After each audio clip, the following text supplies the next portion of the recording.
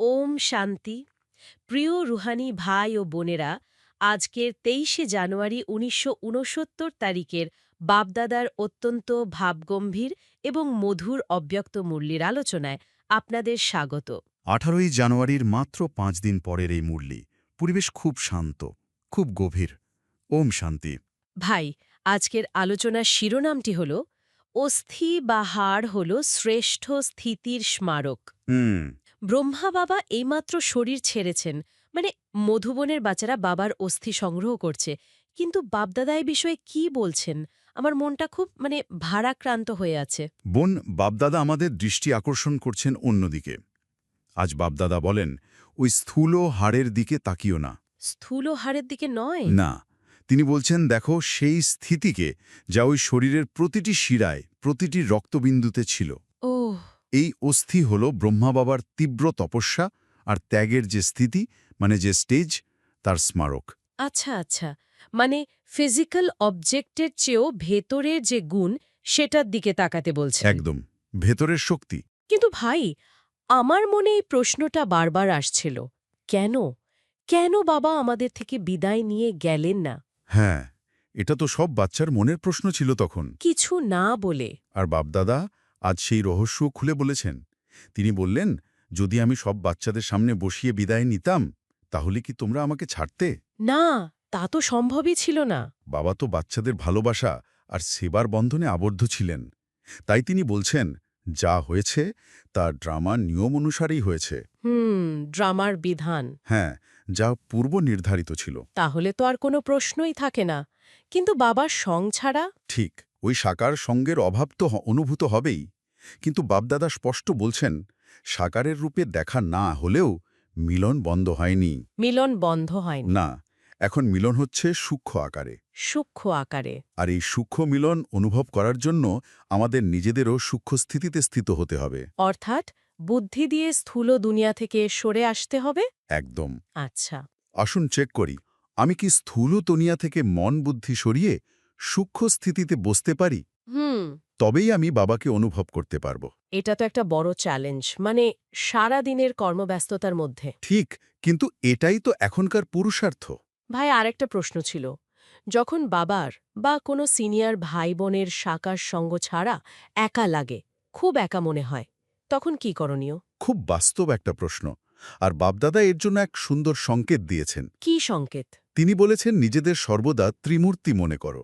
ত্রিমূর্তি। হ্যাঁ, আমরা দুজন নই, তিনজন। ব্রহ্মা, বিষ্ণু, শঙ্কর। এই সম্মিলিত রূপকে বুদ্ধিতে রাখো। ও, মানে আমি আর বাবা নই, আমি বাবা আর...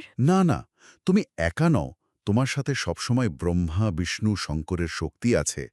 ত্রিমূর্তি ব্যাজ শুধু পড়ার জন্য নয়, এটি আমাদের স্থিতির স্মারক। বাহ, আর এই স্থিতিতেই কল্যাণ ভরা আছে। এটা তো একটা বিরাট বড় সাপোর্ট। একাকিত্বে কোনো প্রশ্নই ওঠে না তাহলে। একদমই না।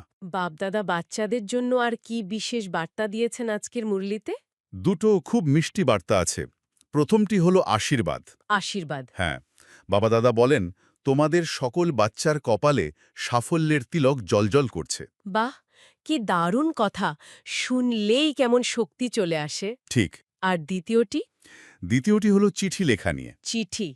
বাবা তো এখন অব্যক্ত, হ্যাঁ। আর সেই কারণেই এই বার্তাটা খুব গুরুত্বপূর্ণ। বাবা এখন অব্যক্ত, কিন্তু তিনি বলেছেন যে তিনি সূক্ষ্ম বতনে থেকেও আমাদের চিঠি এবং চার্ট আগের থেকেও অনেক বেশি স্পষ্টভাবে দেখতে পান। সত্যি? আগের থেকেও স্পষ্টভাবে? হ্যাঁ, তাই মধুবনের সাথে আমাদের মনের সব কথার সংযোগ যেন আগের মতোই থাকে। কোনো কিছু যেন থেমে না যায়।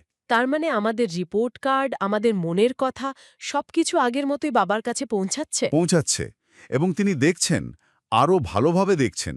আচ্ছা, তাহলে আজকের এই গভীর আলোচনার ভিত্তিতে আজকের বরদানটি কি হবে? বাপ দাদা বলেন, যাদের কপালে বিজয়ের ব্যাজ লাগানো থাকবে তারা মায়াজয়ী হবেই। বিজয়ের ব্যাজ? হ্যাঁ, এই ত্রিমূর্তি স্থিতি, সাফল্যের তিলক, এটাই তো বিজনের ব্যাজ। আর আজকের মূল ধারণা বা স্লোগান? স্লোগানটা হল, স্থূল অস্থি নয়, ব্রহ্মা বাবার ত্যাগ আর তপস্যার স্থিতিকে ধারণ করো। বাহ, পুরো আলোচনার সারমর্ম। আসুন কিছুক্ষণের জন্য আমরা এই আলোচনার গভীরতায় ডুব দিই। হুম। চোখ বন্ধ করুন। নিজেকে এই শরীর থেকে আলাদা অনুভব করুন। আমি এক জ্যোতির্বিন্দু আত্মা, শান্ত স্বরূপ।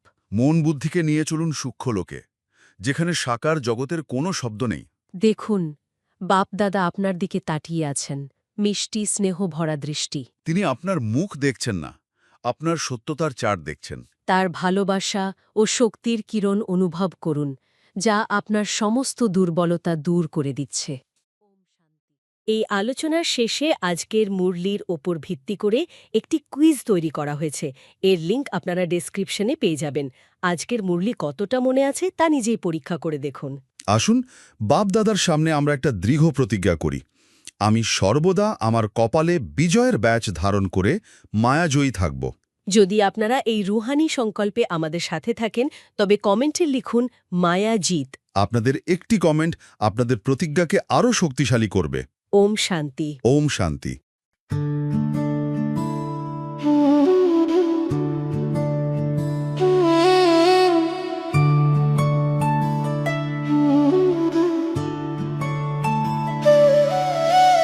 মধুবনে বাজে বাঁশি, বাবা তোমায় ভালোবাসি। মুরলি শুনে জুড়ায় প্রাণ, বাবার প্রেমে গাও গান। জ্ঞান রত্ন নাও তুলে, দুঃখ সব যাও ভুলে, এসো করি মন্থন, ছিড়বে মায়ার বন্ধন।